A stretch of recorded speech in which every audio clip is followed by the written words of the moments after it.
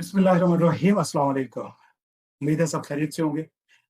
ये आज हमारा लेक्चर 0 है, जो हमारा नया कोर्स स्टार्ट होने जा रहा है इंशाअल्लाह, certified accounting and financial analyst.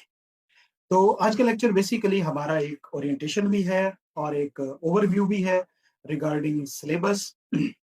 और साथ में इसके अंदर हमने ये देखना है कि हमने क्या कुछ कवर करना है और हमने कहाँ-कहाँ पे प्रैक्टिस करनी है, किस तरह से चीज़ों को करना है, ये कोर्स किन के लिए ज़रूरी है और इस कोर्स करने के बाद हम कौन-कौन से काम करने के लिए एलिजिबल होंगे।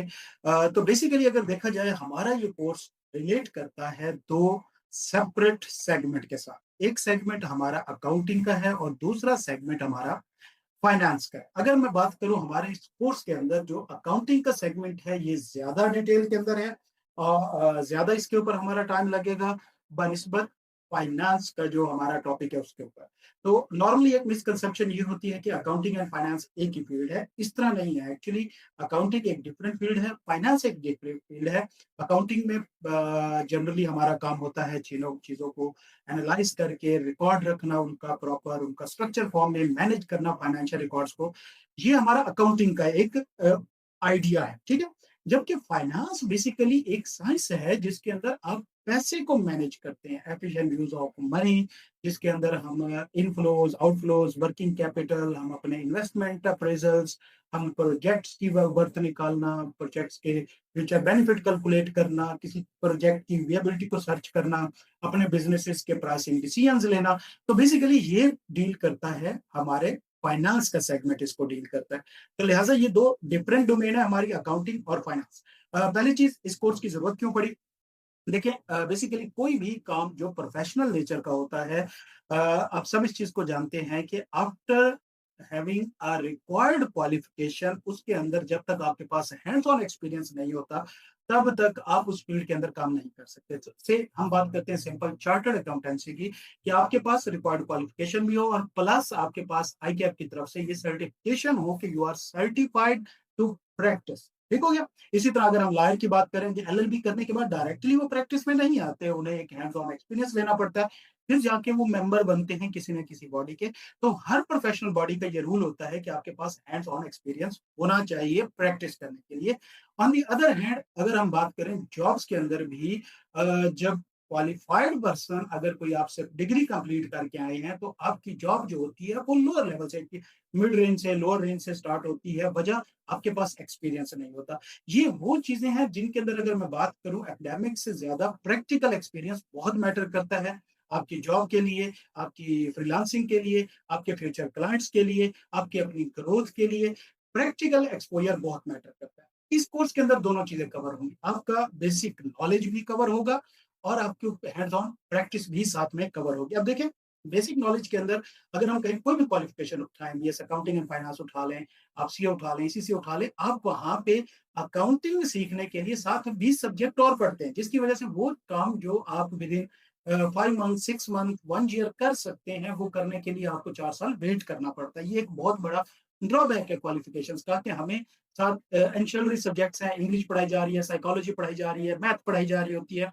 जबकि इनका फ्यूचर में कोई इस तरह से हमारी फील्ड के अंदर यूज़ नहीं होता। तो लिहाज़ा एक तो वो वाला सेगमेंट हम इसके अंदर कवर करेंगे कि हम सिर्फ़ पॉइंट 2 चीज़ें पढ़ेंगे जो रेलेवेंट होंगी हमारे अकाउंटिंग के अंदर, और आज के टाइम स्पेशलाइज़ेशन सबसे इम्पोर्टेंट है।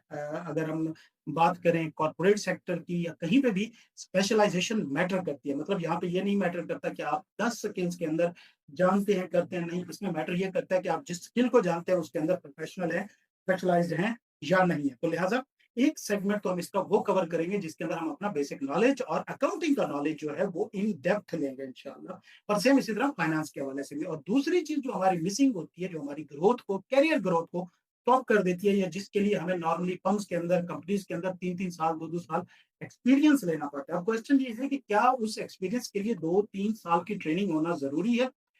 इन माय ओपिनियन, देखें, जो अकाउंटिंग हम डेली बेसिस पे कोई भी बिजनेस एसएमएस लेवल पे यूज कर रहा होता है, उस अकाउंटिंग को सीखने के लिए इतने लंबे ट्रेनिंग पीरियड का होना जरूरी नहीं है। मसला ये होता है कि जब आप फर्म्स कंपनीज ज्वाइन करती हैं, तो उनका मोटिव होता है आपको लॉन्ग टर्म चलाना, आपको सिखाना और फिर आपसे बेनिफिट भी लेना एट लोअर कॉस्ट। तो वो अगर एक चीज आप 6 महीने में सीखते हैं, तो अगले 2 साल आपसे वो रिटर्न ले रही होती हैं, जो उन्होंने 6 महीने आपके ऊपर इन्वेस्टमेंट की होती है। तो एक्चुअली अगर वही एक्सपीरियंस जो आपको ढाई 3 साल में मिलना है, वो पहले आपके पास मौजूद होगा, तो ये आपकी एक फ्यूचर ग्रोथ को बहुत हद तक एनहांस कर सकता है। अच्छा, उसके बाद आप जितने भी क्वालिफिकेशन उठाएँ, वहाँ पे आपको थ्योरेटिकली पढ़ाया जाता है और इन राइटिंग पेपर्स के ऊपर टेस्ट किया जाता है, ठीक है? प्रैक्टिकल सिनेरियोज़ के अंदर इस तरह नहीं होता। आज जो हमारे बिज़नेसेस होंगे, जो आपके क्लाइंट्स होंगे, कोई भी क्लाइंट या बिज़नेस अब manual record, manual ledgers, manual entries ये चीज़ें मेंटेन नहीं कर रहा, बल्कि सब ईआरपी सॉफ्टवेयर यूज़ कर रहे हैं। मुख्तलिफ ईआरपी सॉफ्टवेयर मौजूद हैं फ्रॉम स्मॉल बिज़नेसेस टू अगर मैं कहूँ क्विकबुक है, ज़ीरो है, ज़ोहो है, ओडो है और फिर ऊपर चले जाएँ तो पीच ट्री है, ओरेकल है, सैप है, एक हाईएस्ट लेवल के ऊपर, तो वो बहुत एडवांस लेवल की चीज़ें हो जाती हैं, सैप वगैरह क्योंकि वो पूरी इंडस्ट्री वाइज़ हो जाती है, वो सिर्फ़ अकाउंटिंग नहीं रहती है, अकाउंटिंग का सिर्फ़ एक मॉड्यूल होता है उसके अंदर एफआईए का, तो वो आपका नेक्स्ट स्टेप होगा उन चीज़ों के अंदर अगर आप मल्टीनेशनल कंपनीज़ के अंदर मूव करना चाहते हैं, तो उन चीज़ों में फिर आप एक्सपर्ट अभी उस पे हम नहीं जाएँगे। लेकिन पाकिस्तान के अंदर इस टाइम भी तकरीबन 80% कंपनीज़, इंडिविजुअल बिज़नेसेस जो अकाउंटिंग सॉफ्टवेयर यूज़ कर रही हैं, अकाउंटिंग करने के लिए वो है एक्सेल। तो इसके अंदर हम मेजरली बल्कि हम तकरीबन 100% अपनी ट्रेनिंग और प्रैक्टिस एक्सेल के ऊपर कंप्लीट करेंगे। तो इस कोर्स में आप अकाउंटिंग का नॉलेज भी लेंगे, अकाउंटिंग की प्रैक्टिस भी करेंगे और साथ एक एडिशनल स्किल जो है एक्सेल की, वो भी आपको सीखने मिलेगी। तो हम तमाम चीज़ें एक्सेल के ऊपर कर रहे होंगे। मैं आपको एक छोटा-सा आइडिया दे देता हूँ कि अकाउंटिंग के अंदर हम सब चीज़ें एक्सेल पे मेंटेन कर रहे होंगे, नंबर 1 जितने भी जर्नल्स होंगे, डबल एंट्रीज़ होंगी, अभी क्योंकि मैं ये अल्फाज़ यूज़ कर रहा हूँ, ऑफ कोर्स आप में से बहुत सारे लोग इनके साथ फ़ैमिलियर नहीं होंगे। अभी जस्ट आप सुनते रहें, एक आइडिया लें कि हमारे काम करने का तरीकाकार क्या होगा। तो उसके अंदर हमने ये जर्नल एंट्रीज़ वगैरह इनके ऊपर हमने काम करना है, हमने शीट्स को डिज़ाइन करना सीखना है। इनके अंदर जिस तरह ये फ़िल्टर्स लगे हुए हैं, डाटा वैलिडेशन लगी हुई है, ये चीज़ें हमने साथ-साथ सीखनी है। अकाउंटिंग तो सीखनी है, साथ में हमने एक्सेल भी सीखना है, डेबिट, क्रेडिट एंट्रीज़ करना। फिर उसके बाद उनसे लेजर्स क्रिएट करना, लेजर्स बनाना, उनके अंदर मुख्तलिफ फ़ॉर्मूलाज़ यूज़ करके ऑटोमेट करना चीज़ों को। अब फॉर एग्ज़ाम्पल एंट्रीज़ अगर मैं इस शीट पे पोस्ट करता हूँ, तो ये जितनी भी मेरी आगे वाली शीट्स हैं, इनके अंदर मैं कोई भी चीज़ मैनुअली एंटर नहीं करता, बल्कि ये ऑटो खुद ब खुद अपडेट होता है। तो ये बेसिकली शीट ऑटोमेट हुई है, इसके अंदर रेफरेंस लगे हुए हैं। मैं आपको एक एग्ज़ाम्पल देता हूँ, यहाँ पे आपको मुख्तलिफ तरह के लेजर नज़र आ रहे होंगे। ये एक शीट मौजूद है, मैं किसी भी लेजर पे क्लिक करता हूँ, तो मेरे सामने उसकी शीट उसका लेजर खुल जाता है, उसकी इन्फॉर्मेशन मेरे सामने आती है जो हमने ट्रांज़ैक्शंस की होंगी। तो लिहाज़ा ये सारी चीज़ें हमने इसके अंदर करनी है कि आपने जर्नल कैसे बनाना है, फिर उससे आपने लेजर्स कैसे बनाने हैं, फिर उसके बाद आपने उससे trial balance, balance sheet, income statement कैसे बनानी है और उससे डैशबोर्ड कैसे बनाना है। तो इसके अंदर एक्सेल की हम बहुत सारी चीज़ें सीखेंगे। हम इसके अंदर पिवट टेबल सीखेंगे, हम इसके अंदर स्लाइसर सीखेंगे, हम इसके अंदर फ़िल्टर सीखेंगे, हम इसके अंदर फॉर्मेटिंग सीखेंगे, हम इसके अंदर रेफरेंस लगाना सीखेंगे, डिफरेंट फ़ॉर्मूलाज़ लगाना सीखेंगे। फिर इसी तरह इनके अंदर एनालिसिस करना सीखेंगे कि किस तरह से हम फाइनेंशियल स्टेटमेंट को एनालाइज करते हैं, वर्टिकल एनालिसिस, हॉरिजॉन्टल एनालिसिस, वो सारा काम 100% हमारा एक्सेल के ऊपर होगा। तो लिहाज़ा पहले दिन से ही हमारी क्लास में हम जब एक आइडिया लिया करेंगे, एक कांसेप्ट लिया करेंगे, उसके बाद प्रैक्टिस जो है हम एक्सेल के अंदर करेंगे। ठीक हो गया? अच्छा, अब ये एक्सेल की शीट हमारे सामने है और सेम इसी तरह एक और चीज़ यूज़ होती है। एक्सेल का एक मसला ये है कि ये ऑफलाइन शीट्स है। ऑनलाइन भी ये होती है, लेकिन पाकिस्तान के अंदर बिज़नेसेस क्योंकि नॉर्मली पायरेटेड वर्ज़न यूज़ कर रहे होते हैं, तो ये ऑनलाइन उस तरह से शेयर्ड में नहीं जाती। इसका एक और वर्ज़न मौजूद है जिसे हम गूगल शीट कहते हैं। तो गूगल शीट के ऊपर भी सेम चीज़ें करना हम सीखेंगे कि वहाँ पे किस तरह से हम लेजर करते हैं, रियल टाइम के ऊपर रिपोर्टिंग कैसे हो रही होती है, ऑटो डैशबोर्ड्स कैसे अपडेट हो रहे होते हैं। तो ये सारी चीज़ें हम अपने इसके अंदर मेंटेन करना एक्सेल के अंदर सीखेंगे। इसके अलावा हम फाइनेंस पोर्शन में जब जाएँगे तो भी हम एक्सेल के अंदर अगर फ़ॉर्मूला में आप आते हैं, तो यहाँ पे ये फाइनेंस के बहुत सारे फ़ॉर्मूलाज़ मौजूद हैं, जो हमारे फाइनेंशियल एनालिसिस के अंदर यूज़ होते हैं, प्रोजेक्ट अप्रेज़ल्स के अंदर इसमें इन्वेस्टमेंट अप्रेज़ल्स के अंदर यूज़ होते हैं, प्रोजेक्ट एनालिसिस के अंदर यूज़ होते हैं। कोई प्रोजेक्ट अरेंज करना है, कोई प्रोजेक्ट आपने बाय करना है, सेल करना है, buying decision, prime decision, selling decision, make और बाय डिसीजंस, ये सारे हमारे यहाँ पे मुख्तलिफ फ़ॉर्मूलाज़ मौजूद हैं। अभी तक थ्योरेटिकली आपने ये सारे पढ़े होंगे अगर आप अकाउंटिंग फील्ड से रिलेटेड हैं, लेकिन वो आपने थ्योरेटिकली पढ़े होंगे और इन राइटिंग आपने पेपर के ऊपर कैलकुलेटर से मैनुअली कैलकुलेट किया होगा। तो इस टाइम आज के टाइम पे ये चीज़ें कहीं पे कोई भी नहीं कर रहा, टाइम कंज्यूमिंग है बहुत ज़्यादा, एरर के चांसेस बहुत ज़्यादा होते हैं इसके अंदर। चीज़ें जो हैं उस हिसाब से एफिशिएंट नहीं रहती हैं, डिसीजन मेकिंग स्लो होती है। तो इन चीज़ों के लिए अब ये हम सॉफ्टवेयर यूज़ करेंगे। तो एक्सेल एक ऐसा सॉफ्टवेयर है जो अभी भी लार्जली पाकिस्तान के अंदर, ये इंटरनेशनली भी है, in I am not talking about Pakistan, internationally भी एक्सेल एक मेजर सॉफ्टवेयर है जो अकाउंटिंग टूल के ऊपर हमारा यूज़ हो रहा है। तो हमारे इस सिलेबस के अंदर नंबर 1 हम अपना कंसेप्चुअल फ्रेमवर्क क्लियर करेंगे जिसमें हम देखेंगे अकाउंटिंग है क्या, उसके प्रिंसिपल्स क्या हैं, उनके अंदर किस तरह से हमने ट्रांज़ैक्शन करनी होती हैं, उनको रिकॉर्ड करना है, क्लासिफिकेशन कैसे करनी है, असर्शंस कैसे मेंटेन करनी है। ये सारी चीजें सीखेंगे। अलोंग विद दैट हम एक्सेल के अंदर अकाउंटिंग करना सीखेंगे कि यहाँ पे हमने लेजर्स कैसे मेंटेन करनी है, trial balance, balance sheet, income statement, उनके दरमियान में रेफरेंस कैसे यूज करनी है, ऑटो अपडेट कैसे लगाने हैं, उनकी डिटेल्स कैसे निकालनी है, फिल्टर्स कैसे करने हैं चीजों को उसके अंदर से, वो साथ हम सीखेंगे। और साथ साथ एक्सेल की आपकी एक हैंड्स ऑन वर्किंग अलहदा से साथ साथ होती जाएगी। सेम इसी तरह फाइनेंस के फॉर्मूलाज भी हम देखेंगे, फाइनेंस की वर्किंग देखेंगे, हम इसके अंदर इन्वेस्टमेंट अप्रेजल बनाना सीखेंगे विद वेरी लिटिल एक्सपोजर, क्योंकि वो बहुत बड़ी चीज है। बहरहाल लिटिल एक्सपोजर के अंदर जहां जहां पे हमारा फाइनेंशियल फॉर्मूलाज का ताल्लुक होगा, हर फॉर्मूला को एक्सप्लेन करना और उनको यूज करना प्रैक्टिकल एग्जांपल के अंदर, वो इसके अंदर होगा। इसी तरह रियल टाइम डाटा के ऊपर ये आपके सामने आपको नजर आ रहा है, हम इसको प्रैक्टिस भी किया करेंगे। तो at the end of this course आप accounting and I am sure एक अच्छे खासे क्वालिफाइड ग्रेजुएट से बेहतर अकाउंटिंग प्रिंसिपल्स आप जानते होंगे, बेहतर हैंड ऑन प्रैक्टिस आपके पास होगी और बेहतर स्किल तो मौजूद होगी एक्सेल के अंदर। अगर आपने पूरा कोर्स साथ लिया, डेली बेसिस की आपने प्रैक्टिस करनी है, इसकी गरीब जितनी आप इस पर प्रैक्टिस करते जाएंगे उतनी कम है। देखिए एक्सेल के अंदर ये जनरली क्या कह सकते हैं सॉफ्टवेयर है, रिलेशनल डेटाबेस सॉफ्टवेयर है, एक जनरल स्पेसिफाइड पर्पस नहीं। हमने इस एक्सेल को कन्वर्ट करना है अपने अकाउंटिंग पर्पस के लिए। इसके अंदर बीबीए यूज होता है, इसके अंदर मैक्रोज यूज होते हैं, इसके अंदर फॉर्मूलाज, फंक्शंस, टेबल्स सब यूज होता है। तो लिहाजा वो सब कवर होना इस कोर्स के अंदर पॉसिबल नहीं है, लेकिन अकाउंटिंग के पॉइंट ऑफ व्यू से जितना ज्यादा हम कवर कर सकते हैं वो हम इसके अंदर इंशाल्लाह करेंगे। इस लेकिन ये फिर भी नहीं सोचना कि इस कोर्स को करने के बाद आपको 100% एक्सेल आ जाएगा। इसमें जितना आप प्रैक्टिस करेंगे, जितना आप चीजों को सीखेंगे, उतना ही आप वक्त के साथ साथ इंप्रूव करेंगे और वो आपके लिए एक बेहतर रिसोर्स क्रिएट होगा। रेस्ट अश्योर ये करने के बाद आप एक बेहतरीन एग्जेक्टिव लेवल जॉब्स पे जा सकते हैं। आप फ्रीलांसिंग में अपनी अकाउंटिंग प्रोजेक्ट्स कर सकते हैं। आप अपना बिजनेस कर रहे हैं, आप वहां पे अकाउंटिंग करना चाहते हैं, आप अपने बिजनेस की खुद अकाउंटिंग करने के काबिल होंगे। आपको सारी transaction audit ready financial statements prepare करने के काबिल आप खुद होंगे। सेम इसी तरह अगर आप कहीं पे एम्प्लॉय हैं, अपनी प्रमोशन करना चाह रहे हैं या आगे बढ़ना चाह रहे हैं, तो ये कोर्स आपको वहां पे भी हेल्प करेगा। बाकी यहाँ पे मैं मौजूद होता हूँ क्योंकि इसके अंदर आपके बहुत सारे क्वेश्चन होने हैं, डिफरेंट कंसेप्ट होने हैं। तो मेरी सपोर्ट आपके साथ एनी टाइम अवेलेबल होगी इंशाल्लाह। चलो अब हम चलते हैं थोड़ा सा सिलेबस के ऊपर। अगर हम मोटा-मोटा देखें सिलेबस, ऑफ कोर्स मुझे पता है कि इस स्टेज के ऊपर वो लोग जो अकाउंटिंग बैकग्राउंड से हैं, तो उनको ये चीज़ें समझ आ जाएँगी। इनके अंदर टर्म जो अकाउंटिंग बैकग्राउंड से नहीं है, उनको ये टर्म समझ नहीं आएँगी। कोशिश करूँगा मैं साथ-साथ थोड़ा बहुत एक्सप्लेन करता जाऊँ उनको, लेकिन क्लास के अंदर हम उसके ऊपर डिटेल गपशप करेंगे। तो ओवरऑल ये हमारा 2.5 मंथ्स का कोर्स होगा, जिसके अंदर हम 30 आवर्स के अंदर इसे कवर करेंगे। लेकिन रेस्ट एश्योर के 30 आवर्स के अंदर हम इस सारे को कवर करेंगे। अगर कुछ ऊपर-नीचे होता है, तो हम प्लस माइनस 5-10% और ऊपर करेंगे, लेकिन अपनी प्रैक्टिस पूरी करेंगे और इस कोर्स को कंप्लीट करके निकलेंगे। ऐसा नहीं होगा कि टाइम पूरा हो गया, तो जो कुछ रह गया है या आपकी प्रैक्टिस रह गई है, कहीं पे या आपको कोई इश्यू है, तो हम इसे इग्नोर करें और अपना बैच वाइंड अप कर लें। ये बिल्कुल सीपीसी प्लेटफ़ॉर्म का ऑब्जेक्टिव नहीं है। हमारी कोशिश है कि यहाँ पे एक तो प्रैक्टिकल चीज़ें सीखें। माय सेल्फ मेरी प्रोफ़ाइल आपको ऑलरेडी मिल चुकी होगी, तो मैंने इसलिए उसके ऊपर ज़्यादा टाइम नहीं लगाया अपनी सेल्फ प्रेज़िंग के ऊपर। हम सीधी काम की बात करते हैं। तो बेसिकली प्रैक्टिकल काम आप सीख चुके हैं। प्रैक्टिकली आप चीज़ों के अंदर स्ट्रॉन्ग हो। जिस पर्पज़ के लिए आपने फीस भरी है और जिस पर्पज़ के लिए आप ये कोर्स जॉइन कर रहे हैं, वो आप अचीव कर लें।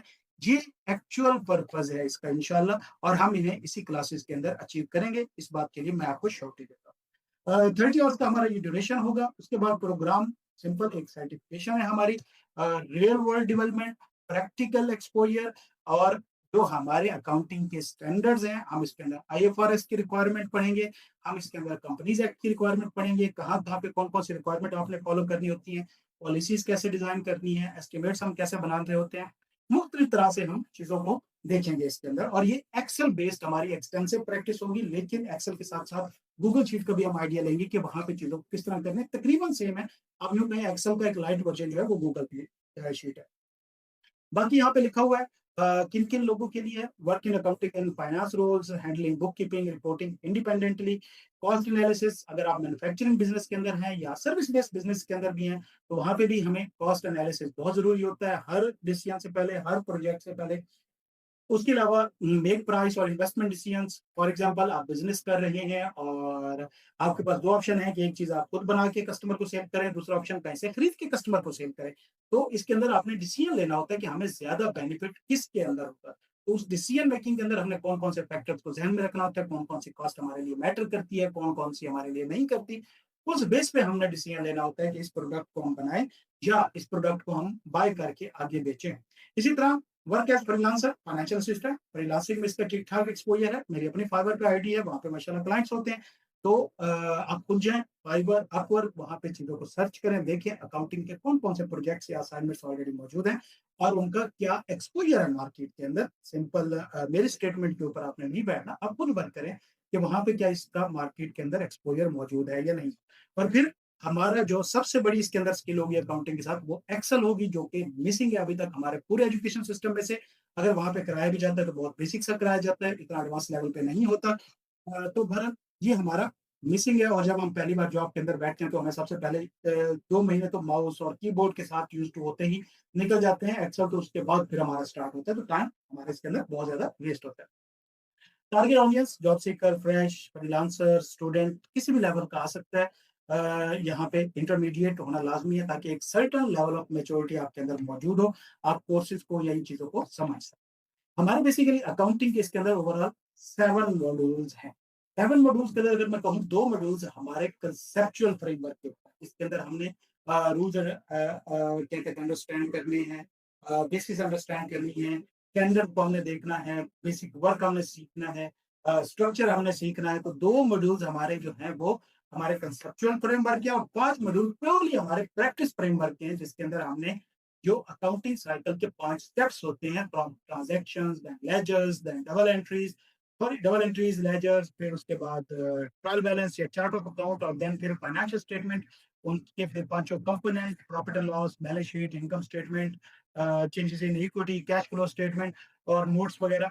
ये 7 मॉड्यूल्स हमारे इस तरह कवर होंगे। तो पहला कवर मॉड्यूल हमारा ज़्यादा कंसेप्चुअल फ्रेमवर्क है जिसके अंदर हम अकाउंटिंग को अंडरस्टैंड करेंगे, बिज़नेसेस में क्यों ज़रूरी होती है अकाउंटिंग, हिसाब-किताब तो हर कोई रख लेता है। अकाउंटेंट रखने का क्या पर्पज़ होता है? Accounting versus finance, of course accounting मैंने अभी शुरू में आपको बताया एक डिफरेंट फील्ड है, फाइनेंस एक डिफरेंट फील्ड है। इन दोनों के एक्सपोज़र हम करेंगे, कंपैरिज़न करेंगे। IFRS conceptual framework, international financial reporting standards. अब ये जो चीज़ है ये इंतहाई इम्पोर्टेंट है, आपको समझनी होगी। कि हमारे वहाँ जो अकाउंटिंग होती है, वो जिन स्टैंडर्ड्स के ऊपर होती है, major portion around 99% portion accounting का, वो बेस कर रहा होता है आईएफआरएस के ऊपर, इंटरनेशनल फाइनेंशियल रिपोर्टिंग स्टैंडर्ड्स। ये जो आईएफआरएस है, ये बेसिकली इश्यू करती है हमारी प्राइमरी अकाउंटिंग बॉडी जिसका नाम है IFAC, international federation of accountant. अब इंटरनेशनल फेडरेशन ऑफ अकाउंटेंट जो स्टैंडर्ड बनाती है, वो स्टैंडर्ड उसके साथ जितने भी कंट्रीज रजिस्टर्ड है, उन सब में अकाउंटिंग उन्हीं स्टैंडर्ड के ऊपर होती है। इस वक्त आईपैक के साथ अराउंड 180 कंट्रीज जो है वो या प्रोफेशनल बॉडीज जो है वो एफिलिएटेड हैं। मतलब अगर मैं सिंपल अल्फाज में समझाऊं तो इस टाइम ये जो आईएफआरएस आप पढ़ेंगे ये सिर्फ आप नहीं पढ़ रहे होंगे बल्कि 180 कंट्रीज अराउंड उसके अंदर जो लोग बैठे हैं वो भी यही स्टैंडर्ड पढ़ के अकाउंटिंग कर रहे होंगे। तो ये अकाउंटिंग सीखने के बाद जरूरी नहीं कि आप सिर्फ पाकिस्तान के अंदर अकाउंटिंग कर पाएंगे, इंटरनेशनली भी आप अकाउंटिंग कर सकेंगे क्योंकि सेम स्टैंडर्ड के ऊपर पूरी दुनिया के अंदर अकाउंटिंग होती है। तो आप फ्रीलांसिंग में जा रहे हैं, आप यूएसए के क्लाइंट पकड़ सकते हैं, आप यूके के क्लाइंट पकड़ सकते हैं, यूके बेस्ड फर्म में काम कर सकते हैं, यूएसए बेस्ड फर्म में काम कर सकते हैं, तो आप किसी भी जगह पे काम कर सकते हैं। इस तरह यूजर ऑफ फाइनेंशियल इंफॉर्मेशन, इनके लिए हम फाइनेंशियल स्टेटमेंट्स बनाते हैं, किस किस बंदे को हमें देनी है, क्या ये कॉन्फिडेंशियल होती हैं, पब्लिक इंफॉर्मेशन होती हैं और कौन सा बंदा क्यों ये मांगता है और कब कब मांगता है। मॉडर्न बिजनेस के अंदर बिजनेस डिसीजन में अकाउंटिंग का क्या रोल है, कौन कौन सी अकाउंटिंग इंफॉर्मेशन होती है जिसके ऊपर फर्दर डिसीजन हो रहे होते हैं। जैसे फॉर एग्जांपल हर डिपार्टमेंट का, आप में से जो एम्प्लॉयज है उनको पता होगा कि हर डिपार्टमेंट साल के शुरू में अपने अगले पूरे साल का बजट देता है और बजट बनाना अकाउंटेंट का काम है। उसके बेस के ऊपर डिसीजन होता है कि अगले साल उन डिपार्टमेंट्स के हमने टारगेट क्या रखने हैं, उनके हमने एवेल्युएशन कैसे करनी है, केपीआईज बेंचमार्क हमने क्या डिसाइड करने हैं। तो ये सारी चीजें हमारी उसके अंदर होती हैं।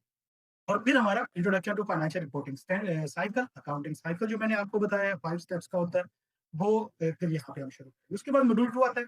बेसिकली हमारा जो पहला साइकिल का पहला स्टेप ट्रांज़ैक्शंस का होता है, वहीं से शुरू करेंगे। ट्रांज़ैक्शन से रिलेटेड जितने भी कांसेप्ट्स होते हैं, सोर्स डॉक्यूमेंट वगैरह, उन डॉक्यूमेंट की फाइलिंग किस तरह से रखनी है। फिर recording financial event into accounting system, जिसको हम कहते हैं डबल एंट्री, जो कि हमारे अगले मॉड्यूल 3 से स्टार्ट हो जाएगी। वहां पे हम आइडिया लेंगे और प्रैक्टिकली हमारा डुअल एस्पेक्ट प्रिंसिपल या डबल एंट्री अकाउंटिंग प्रिंसिपल जो है वो हम यहाँ पे सीखेंगे। डेबिट क्रेडिट का लॉजिक सीखेंगे, लेजर्स बनाना यहाँ से सीखेंगे, अकाउंट बैलेंस करना, लेजर्स को बैलेंस करना, उनमें से फिगर जो है आगे ट्रायल बैलेंस के अंदर ले जाना, मुख्तलिफ किस्म के एरर्स अगर कुछ हो चुके हैं तो उनको आइडेंटिफाई करना, एरर ओमिशंस उन चीजों को यहाँ पे निकालना। और फिर उसके बाद मॉड्यूल 4 के अंदर हम क्या करेंगे, लेजर से अगला स्टेप होता है आपका जो चार्ट ऑफ अकाउंट होता है, जिसको हम ट्रायल बैलेंस भी कहते हैं, उसके अंदर जाना, अकाउंट्स की क्लासिफिकेशन करना, ट्रायल बैलेंस बनाना वहां से, और फिर एरर ओमिशन यहाँ पे भी जो हो रही होती है उनकी करेक्शन भी इसके अंदर इंक्लूड हो। फिर उसके बाद हमारा इनकम स्टेटमेंट, जो कि एक मेजर एलिमेंट है हमारी अकाउंटिंग का, कंपोनेंट ऑफ फाइनेंशियल स्टेटमेंट्स है, जो कि हमारा प्रॉफिट एंड लॉस, इसके अंदर कहते हैं prepare profit and loss statement. तो ये उससे रिलेटेड सारे कंसेप्ट हैं। इसके अंदर इनकम, एक्सपेंसेस, और एक्सपेंसेस की फिर मुख्तलिफ type, accrual, defer, adjustment, cash based accounting, accrual based accounting, profit measurement logic in business. तो ये सारी चीजें हमारी प्रॉफिट एंड लॉस स्टेटमेंट या इनकम स्टेटमेंट या अदर कंप्रीहेंसिव स्टेटमेंट से रिलेटेड है, ये हम उसके अंदर करेंगे। ठीक हो गया। उसके बाद हमारा अगला मॉड्यूल 6 है, इसके अंदर फाइनेंशियल पोजीशन एनालिसिस, जो कि हमारा अगला कंपोनेंट है statement of financial position. Basically हमारी जितनी भी फाइनेंशियल स्टेटमेंट्स होती हैं, दो मेन कंपोनेंट होते हैं, प्रॉफिट एंड लॉस स्टेटमेंट और बैलेंस शीट स्टेटमेंट। पहले प्रॉफिट एंड लॉस स्टेटमेंट बनती है, उसके बाद बैलेंस शीट या स्टेटमेंट ऑफ फाइनेंशियल पोजीशन बनती है। बाकी जितनी भी स्टेटमेंट्स होती हैं वो इन्हीं से बन रही होती हैं। आपकी चेंजेस इन इक्विटी भी होती है, आपकी कैश फ्लो स्टेटमेंट भी होती है, और नोट्स भी होते हैं। तो ये इस तरह।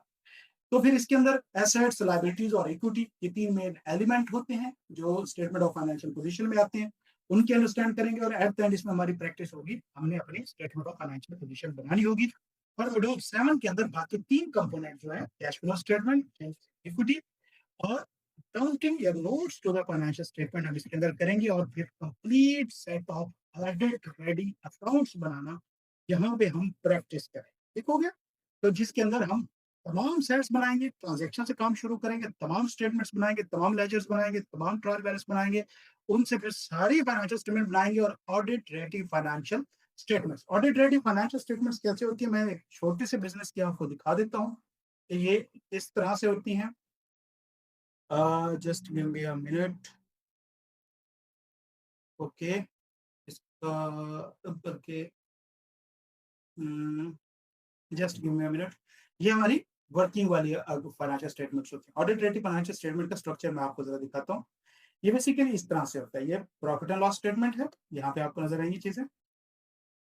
ये इनकम, एक्सपेंसेस और नीचे प्रॉफिट एंड लॉस कैलकुलेट हो रहा है। ये हमारी बैलेंस शीट या स्टेटमेंट ऑफ फाइनेंशियल पोजीशन है, ये उसका स्ट्रक्चर होता है। इसी तरह साथ आगे नोट ऑफ अकाउंट्स वगैरह होते हैं। मुझे एक मिनट दीजिए, तो पीडीएफ फाइल ओपन कर लेता हूँ, शायद ये फाइल। जी बिल्कुल, इसके अंदर कुछ और चीजें इंक्लूड हैं और बाकी है।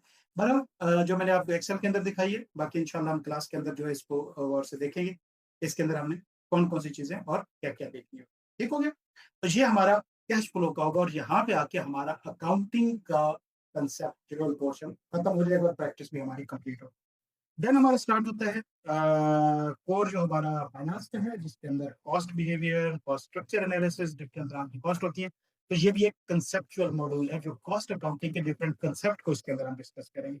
फिर उसके बाद हमारा कंसेप्चुअल भी है और प्रैक्टिकल भी है। इसके अंदर हम मुख्तलिफ जो फाइनेंस के फॉर्मूलाज हैं एक्सेल के अंदर वो सीखेंगे, डिफरेंट तरह की कॉस्टिंग देखेंगे, डिसीजन मेकिंग उसके ऊपर करना कैसा होता है। और फिर सबसे इंपॉर्टेंट जो फाइनेंस के अंदर होता है वो ये वाला क्वेश्चन है हमारा मॉड्यूल डी। इसके अंदर इन्वेस्टमेंट डिसीजंस हमने करने हैं, प्राइसिंग, इसके अंदर हमने आईआरआर, एमएमआर, एमआईआर होता है, इसी तरह एनपीवी होता है। हमने क्या कहते हैं, किसी प्रोजेक्ट को अगर देखना है, किसे खरीदना चाहिए नहीं खरीदना चाहिए, उसकी फ्यूचर वर्थ को हमें आइडेंटिफाई करना है, कहीं पे इन्वेस्टमेंट करनी है, तो हम ये देखना चाहते हैं कि हमें कितना टाइम बाद सारे पैसे रिटर्न हो जाएंगे वगैरह वगैरह। तो मॉड्यूल 10 इसके अंदर हमारा सबसे इम्पोर्टेंट है फाइनेंस के हवाले से। इसके अंदर आप एक्सेल के अंदर मौजूद फाइनेंस के फॉर्मूलाज को भी देखेंगे, वर्किंग करना देखेंगे कि किस तरह से हम पोर्टफोलियो मेंटेन करते हैं, किस तरह से हम बनाते हैं अपना फाइनेंशियल पोर्टफोलियो। तो ये हमारे 10 मॉड्यूल होंगे इस कोर्स के अंदर। और फिर मैं बता दूं, अकाउंटिंग भी सीखेंगे, फाइनेंस भी करेंगे, और साथ में सबसे इम्पोर्टेंट चीज हम एक्सेल के अंदर ये करना सीखेंगे। ठीक हो गया? जिसके अंदर हम financial statement automation, ratio analysis, dashboard बनाना, जो कि मैंने अभी आपको दिखाया है, जो ग्राफिंग चार्ट्स वगैरह होते हैं, cost model, investment decision templates, मतलब हमने देखना है कि इसको एक्सेल के अंदर हम किस तरह रखते हैं, फॉर्मूलाज कैसे लगाते हैं, कैलकुलेशन कैसे होती है, और बिजनेस रिपोर्टिंग डैशबोर्ड, जिस तरह हमें इनकम स्टेटमेंट, मुख्तलिफ तरह के ग्राफ चार्ट्स किस तरह से हमारे सामने शो होंगे, वो हम इसके अंदर देखेंगे। तो ये हमारा एक ओवरव्यू था पूरे कोर्स का। यहाँ पे किसी किस्म का कोई क्वेश्चन हो तो आपने डायरेक्टली पूछना है, अपनी क्लैरिफिकेशन करनी है इंशाल्लाह। और इस कोर्स को आपने इस नियत के साथ करना है कि आपने इसमें फुल अपना 100% देना है, और एट द एंड जो जो इसके अंदर लिखा है आपने सब सीख के जाना है, प्रैक्टिकली सीख के जाना है इंशाल्लाह। और हम कोशिश करेंगे कि ड्यूरिंग लेक्चर्स हम आपकी क्लाइंटेज के ऊपर, पर्सनल ब्रांडिंग के ऊपर काम शुरू करें, ताकि आपको प्रैक्टिकल लाइफ के अंदर फ्रीलांसिंग के तौर पे आपको काम करना आना चाहिए। ठीक है? तो ये आज का कोर्स का हमारा आउटलाइन है। इंशाल्लाह मिलते हैं रेगुलर क्लासेस के अंदर। अल्लाह ताला आप सबको अपनी ज़ुबान में रखे। अल्लाह हाफ़िज़।